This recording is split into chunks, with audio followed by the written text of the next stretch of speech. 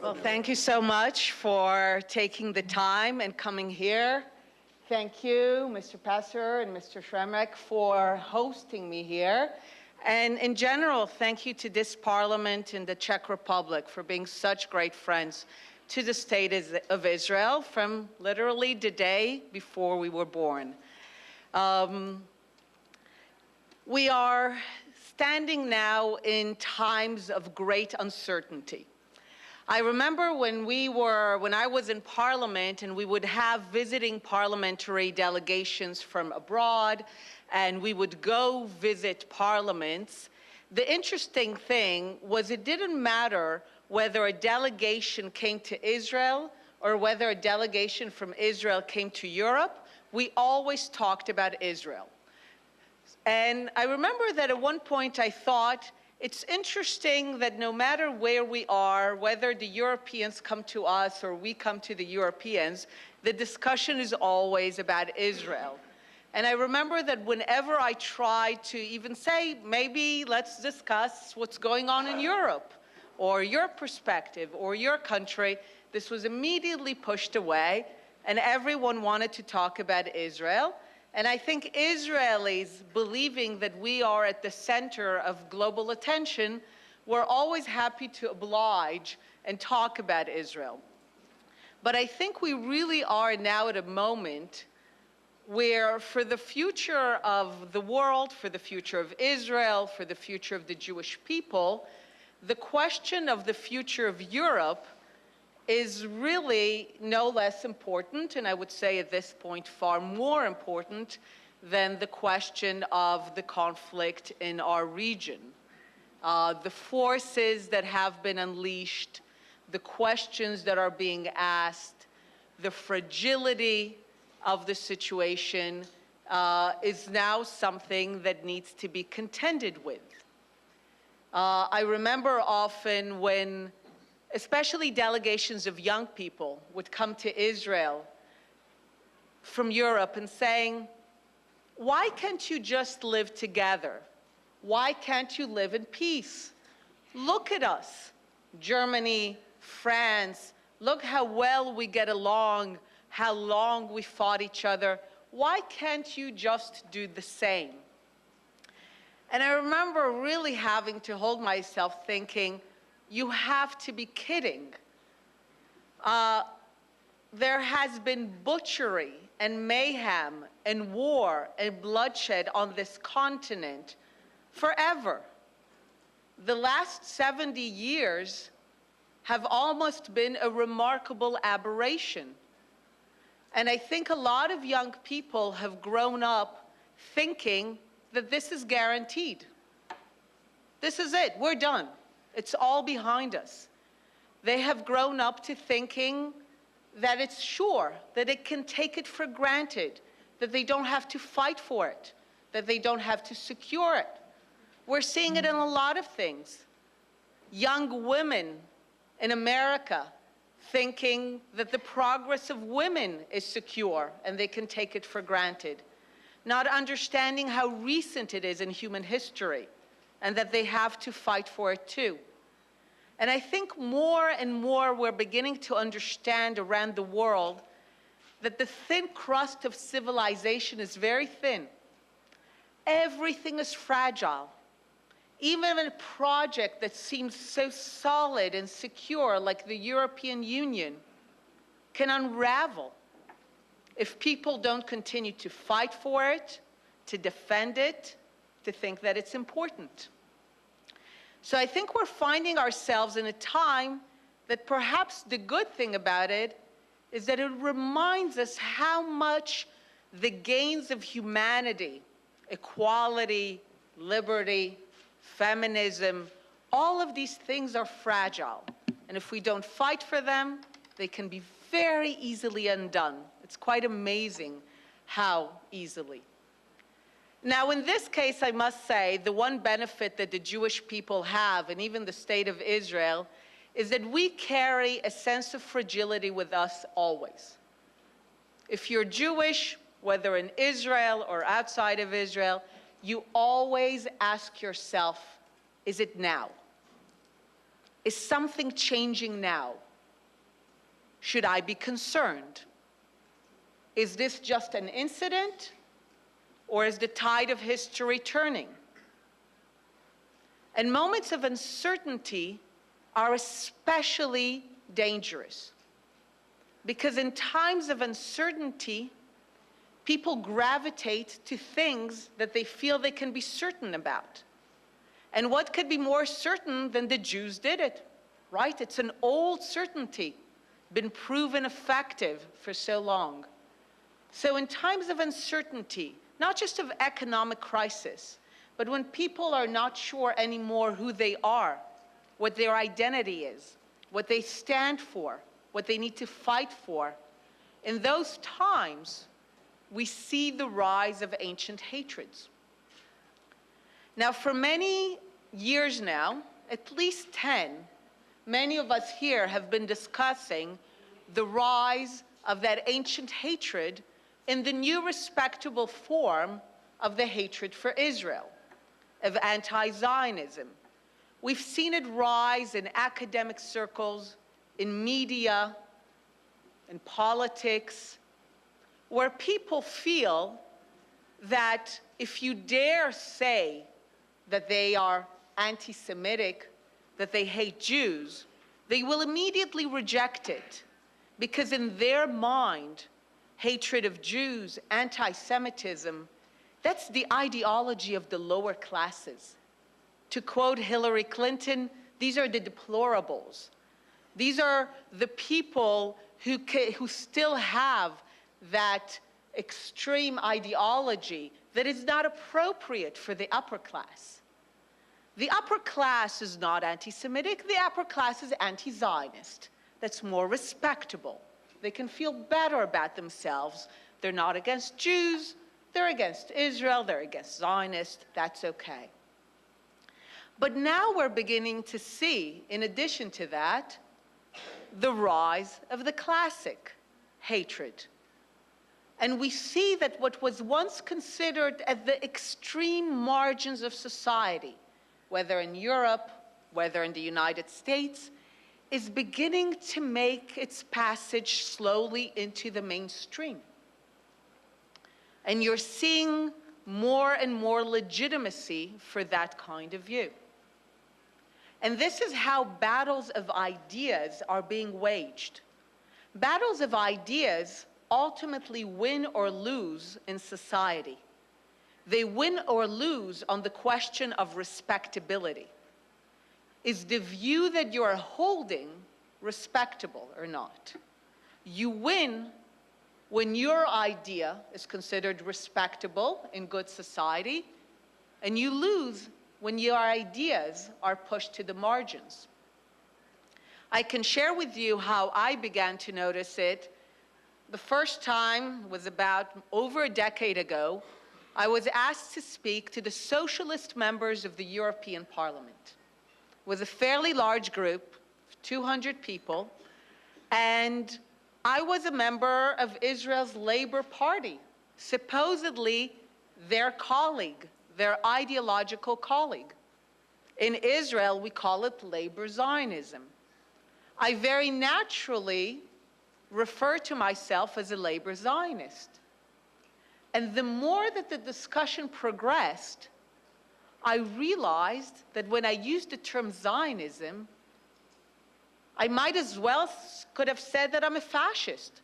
This is how the socialist members of parliament treated me.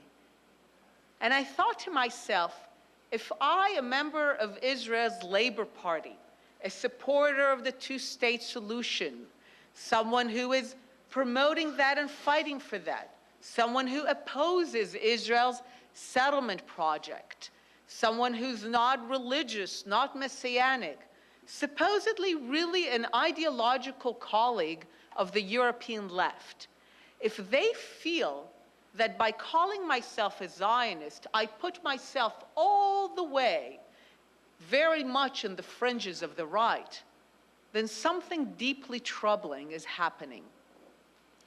And that began my journey to really explore what's going on and how this ancient hatred always finds new ways to make itself respectable once again.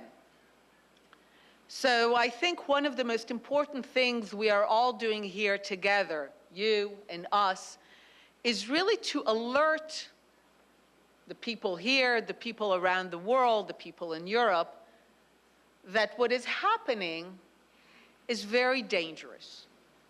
And why is it dangerous? You know, sometimes when I speak on these issues, people say, so big deal. So people don't love you. Fine. So people say not nice things about you.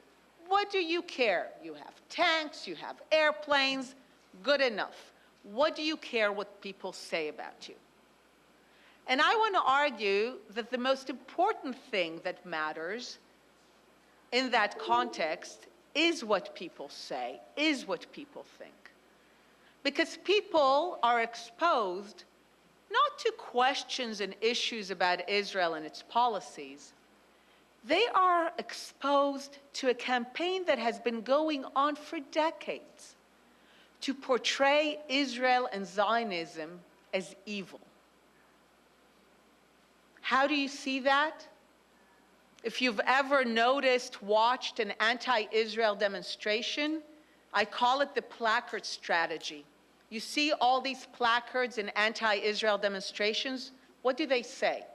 They say Israel, Zionism, sometimes they chart the Star of David equals. And then on the other side of it, what does it say? It never says Zionism equals the political movement for liberation and self-determination of the Jewish people in their ancient homeland, right? That's not what people see when they see Zionism on these placards. They see Zionism equals racism, apartheid, colonialism, Nazism, genocide. Why are these words chosen? These words are chosen because to people they reflect evil. And ultimately people are subjected again and again to this idea that Israel, Zionism, and the Star of David is evil. And we can even chart the history and geography. This started in the Arab world when Israel was established, when the Arab nation and the Muslims at large could not comprehend that the Jewish people, whom they have for centuries viewed as their inferiors, as people holding of a lower status to Muslims, these people have come back in their midst as powerful equals. I can tell you something about all of human history. All problems begin when people who were previously considered inferior have the gall, we say have the chutzpah, to say they are equal. This never goes over easily.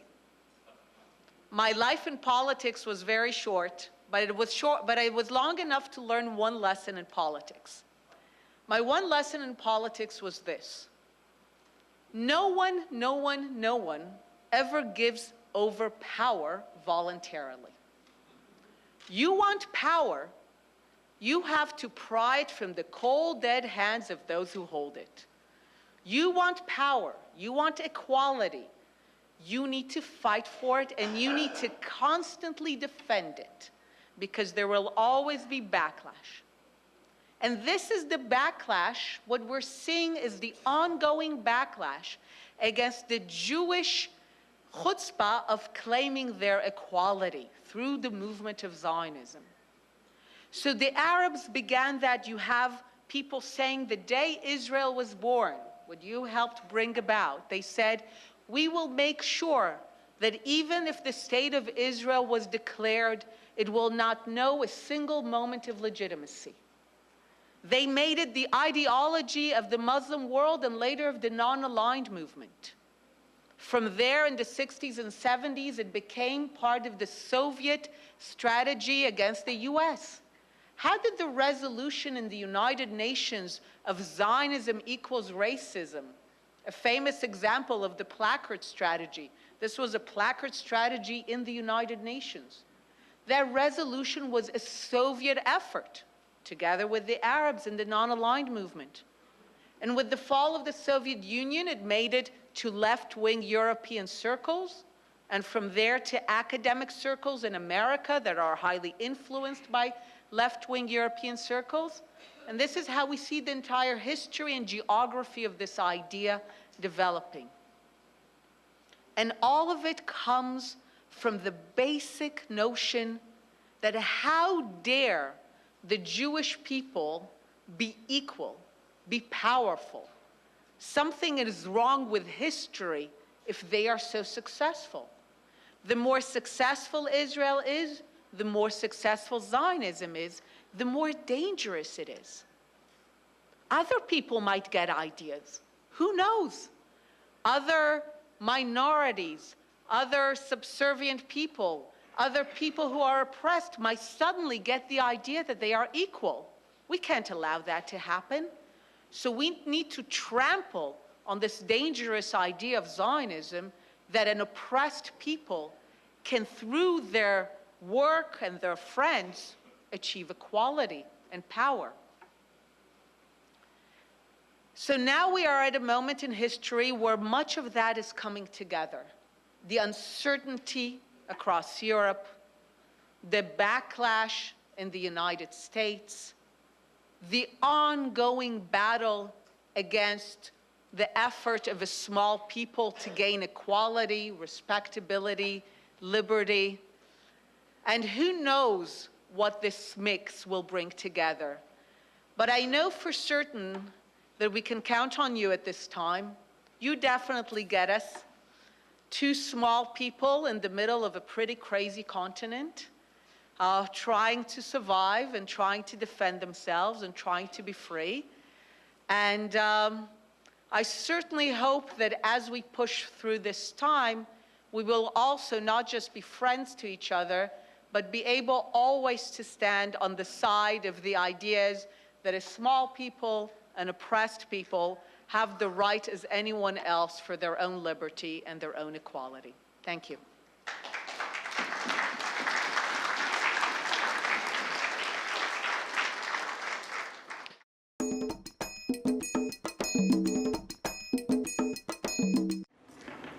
So I'll share with you a bit about my personal thinking and development over the years on the issue. I grew up, as I said, in labor. Where I grew up in Jerusalem, everyone voted for Labor. We didn't know people who voted for Likud or other parties. We couldn't imagine that a decent person would vote for Likud. That was pretty much how I grew up. And during the 80s, the 90s, this was a time of euphoria for me.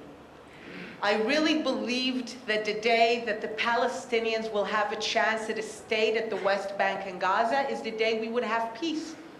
That was the premise of my party. We voted in Rabin against the intransigent Shamir so that someone will finally make that happen. The fall of the Soviet Union, the isolation of the Palestinians supporting Iraq created an opportunity. And this was really a time of euphoria. I remember the soaring speeches on the manicured lawns. There was really a sense that this is it. We're done. We're making peace, our big dream. And then Ehud Barak came from Camp David in 2000, having put forth an offer which some people thought was reckless, but doubtless was bold, and should have satisfied a Palestinian desire for a state. And the word yes was nowhere to be found. And not only the word yes was nowhere to be found, what came next was this bloody mayhem where buses were being blown up and cafes. And I remember this was a very dark time in Israel. You got out of your home and you didn't know if you would come back alive. Going to sit in a cafe with your friend became an act of resistance. And this was in Tel Aviv. This was in Haifa. This was in Beersheba. if you know Israel, these are uncontroversial cities within Israel. These are not the territories. This is not the West Bank. This is not Gaza. This is Israel within the Green Line. And I remember thinking, what are you doing? You just had a chance to have a state, and this is what you're doing? Then what do you want? I remember wanting to find a Palestinian, hold him and say, what do you want? Tell me what you want, because if you want a state for yourself in the West Bank and Gaza, I'll fight for you, shoulder to shoulder. But if you're telling me, basically, that more than you want a state for yourself, you still cannot accept that me, my people, the Jewish people, will have a state next to you, you're telling me that I have to choose between you and me, then I choose me. And I have no moral qualms about it. I remember at the time there were a lot of articles, the moral collapse of the Israeli left.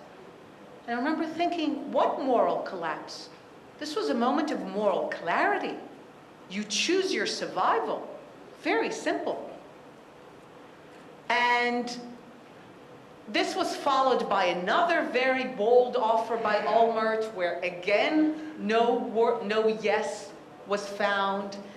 And I began a process of thinking, what's really going on? And I also, during that time, I met a lot of Palestinians who were called moderate Palestinians. I was considered moderate because I supported two states. I supported a Palestinian state next to Israel. And they were considered moderate. But when I spoke to them, their moderation was of this kind. It was a resignation to the reality of Israeli power. They basically told me things like, you're here, we get it, you stole our land, whatever. But then we would have these discussions over wine after dinner, and they would tell me things like, but the Jewish people are not a people. Now, I like to call myself a devout atheist. And they would say, you're only a religion. Now, the Jewish people are first and foremost a people, a nation, a civilization. Some are religious, some are not.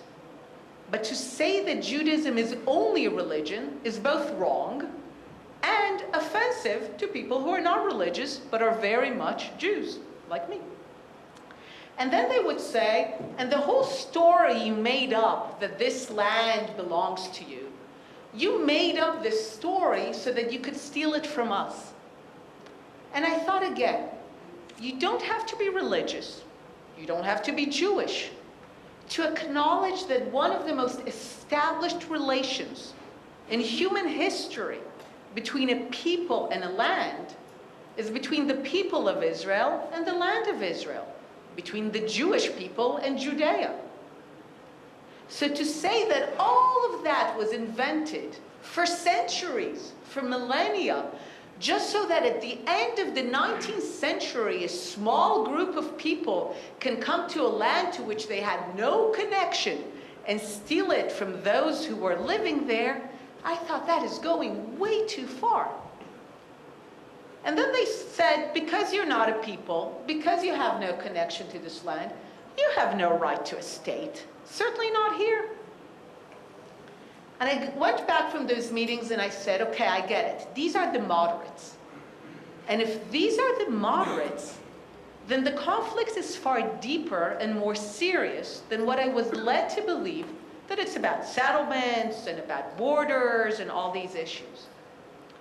I realized that when I'm called a moderate, it's because I recognize their equal right to a state and self-determination in the land. But they don't recognize my right.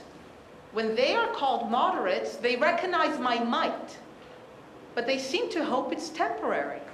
They're basically telling me the day I no longer have might, the day I no longer have power, is the day I no longer have the right to be there.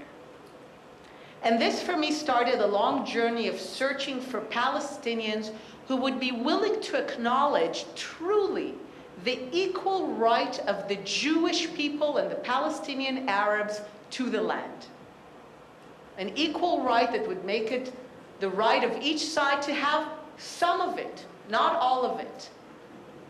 You know, in Israel, I fight Jews who say they should have all of it. I have no patience for those among the Jewish people who say all of it is ours, only ours, and no one else has the right.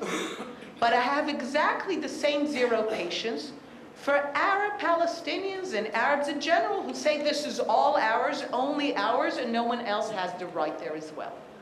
If we are ever to have true peace, both sides will have to acknowledge that as much as they feel an emotional connection to all of it, they will have to have only some of it. That has to be accepted. And the reason that, by and large, the Jews already have acknowledged it, I mean, if you look at our history, the Jewish people have said yes again and again and again to dividing the land. Even though we were promised all of it by the League of Nations after World War I, we agreed to just have half of it and partition after the United Nations. Why? Not because we're nice, not because we're better than anyone or more moral than the Arabs. We're not. We're just small. And that determines our mindset. We're small, and because we're small, we take what we can get. And if we can get half of the country, we'll take half of the country. The Arabs, they're huge. They're 400 million. They're supported by 1 billion plus Muslims. Why will they ever compromise with the tiny people with the crazy story of coming back after 2,000 years, and especially a people that they were used to thinking as their inferiors? So for them to get to the point that they agree to divide and compromise will take more time than for us. For us, it takes less time because we're small and we get it. For them, it will take more because they're big and they don't think they need to compromise. So I believe that the conflict will be resolved in the sense of solution, ending, solution, in one of two ways. One way, the Arabs win. They throw us into the sea, they massacre us. The state of Israel is over and the Jews are gone. At best, they can be a small religious community, sub-status to the Arab Muslims. If they win, they'll tell a great story. They'll talk about how they pushed out the second Crusader state in the Holy Land. They'll talk about how a new Salah ad-Din came just as the previous one came in the Middle Ages to push out the foreigners. They'll talk about how they, even when they suffered the daily humiliations of military occupation, they never compromised and always kept on fighting for the day when finally they can get rid of the far bigger humiliation, which is this Jewish sovereign presence in their midst. Obviously, this is not how I want the conflict to end. The other way that the conflict ends, resolved, solution, if we talk about solution, is that the Arabs finally one day are so exhausted by trying to defeat Israel militarily, economically, diplomatically, that they finally come to the understanding that the Jews are going nowhere, that the Jews are home, that it's their country, that they're here to stay. When the Arab world gets to that point, then we will have true peace. And then we can divide the land and make the security arrangements. All of the issues will become details. Because what really matters is the basic question. Are the Arab Muslims willing to accept the Jewish people as an equal people in this land? Not all of it, but some of it. When that day comes, we will have peace, solution. That will take time. Could be generations. Could be in 5 to 10 years. When people, the Arab world implodes. They're in a sense, some of it is already happening. Who knows? They might be in such a position of weakness that suddenly they'll say, It's good that the Jews are here. We like them. Who knows? When people ask me, when do you think we'll have peace? I say that now my timeline is not tomorrow, but before never. So any time in the interim is my answer.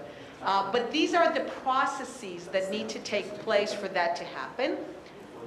In the interim, my proposal is that we should declare a border, but keep the military. So I call it military presence, yes, civilian presence, no, in the West Bank. I think it's very important that the military stays to defend Israel. I absolutely don't see why we need to have the settlements and the civilian presence there. We have the historical right. I know the argument. We have the legal right.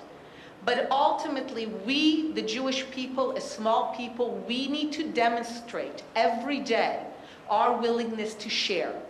We need to show that we're willing to divide this land, because the world needs to focus on the fact that the Arabs are still not willing to divide the land. When we build settlements, the world gets confused because they think that we are not willing to divide. We are. We are today, we always have been, and we will be. For the possibility of a secure peace that will secure the future of Zionism and the Jewish people as a sovereign people in the region forever, of course we will divide the land. We always said yes in the past, we will say yes in the future, we will say yes today. But when we build settlements, the world doesn't see and understand that it's the Arabs who are still saying no.